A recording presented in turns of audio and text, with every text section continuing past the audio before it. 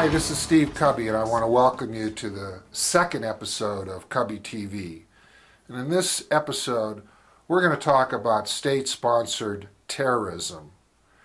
Terrorism sponsored by the state for the purpose of enforcing a particular political view. And I can't think of anything more evil, more monstrous, more absolutely horrible than an organization known as a government organization known as Child Protective Services. Now, it's a great idea. I mean, we all want to protect children. Now, every evil government program always starts from some truth. But the fact of the matter is that CPS is being used for political purposes. That's right. The government is using violence on families to achieve their political goals that they cannot achieve any other way. That's certainly what they did to me and my family. I mean, after we beat them in court, they came after us with CPS. And I was even in a meeting with CPS and my attorney where we couldn't believe it. They actually told me if I would give up my marijuana activism, they would stop pursuing removal of our children. Now, they never succeeded in removing our kids because they're straight A students. They're excellent health. The doctors all attested to the fact that they're in excellent health. But in most cases, when you go before Child Protective Services in court and you have the best experts in the world and they have just someone from their office, under the law, the judge will give more credibility to what the bureaucrat is telling that judge than what your experts are telling the judge. To go up against CPS is to go up against a police state. It's to go up against a government that believes that because you might be using marijuana, they have the right to come in and engage in the most violent act that you can experience. I mean, murder is terrible. Rape is terrible. But to have your own children torn from you, to see them struggling to comprehend what is going on, to see them being told that you're criminals, to see them sick and abused under the care of the horrible foster parents that they've been sent to. That is really the ultimate fear, I think, that any parent has. That was certainly the case for William Redding in Texas. He got a visit from the police that's an anonymous caller had reported that he uses marijuana. He told him, no, I don't use marijuana. But that wasn't good enough for the police. They brought in CPS and they removed his kid. And in the process of abducting, stealing his child, William became upset and the police responded by shooting him dead. Now later, when toxicology was done, it was found that William had no drugs of any kind in his system. And yet, this little girl will grow up without a father who was killed needlessly, recklessly, brutally by police over a plant. Now, how about the case of Sierra Little?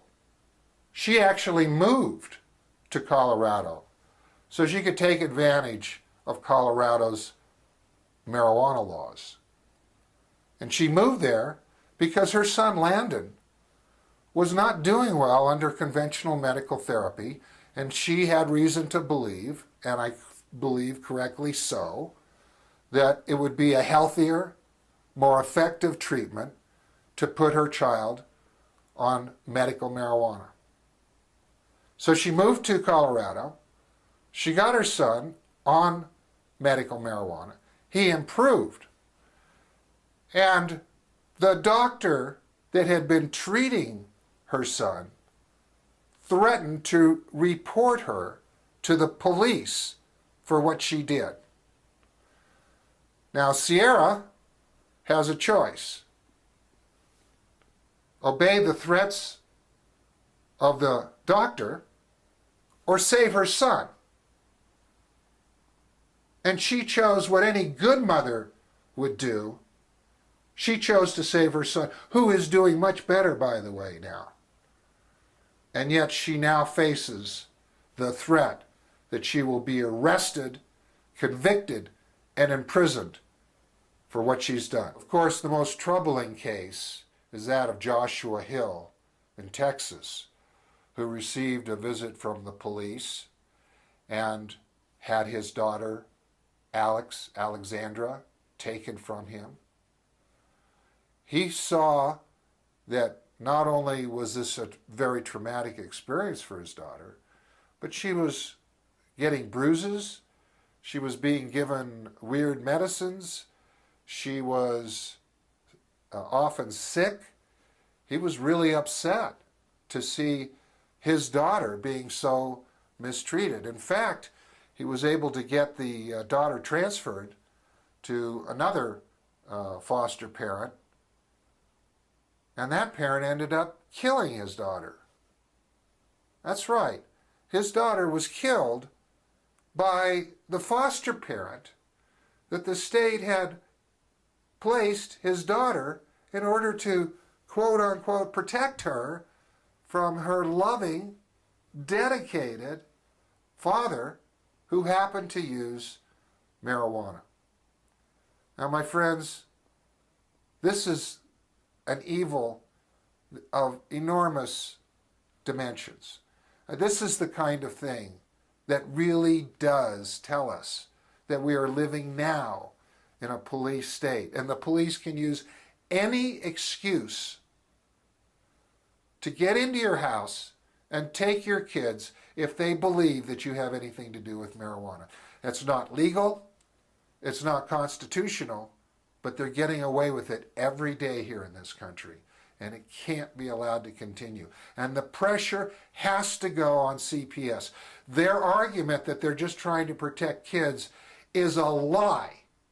It's a lie because we're seeing kids being killed by their protection. It's a lie because they are pursuing a political philosophy backed by violence, guns, and police, and if necessary, killing parents in order to further their ignorance and their greed for bigger budgets. It's as evil and monstrous a system as I can possibly imagine. And it's incumbent upon all of us to resist any cooperation with the state and CPS. I remember one couple, the Whitakers, they spent $20,000 to recover their kids. It only took them about 2 months, which is years better than some families. Their kids told me that, we kept telling them at juvenile hall that, hey, our parents love us. We get along great with them. But that's what the drug war is doing. I remember one couple that said several years after the incident, they would go to bed every night fully clothed, just on the unlikely chance the police would return.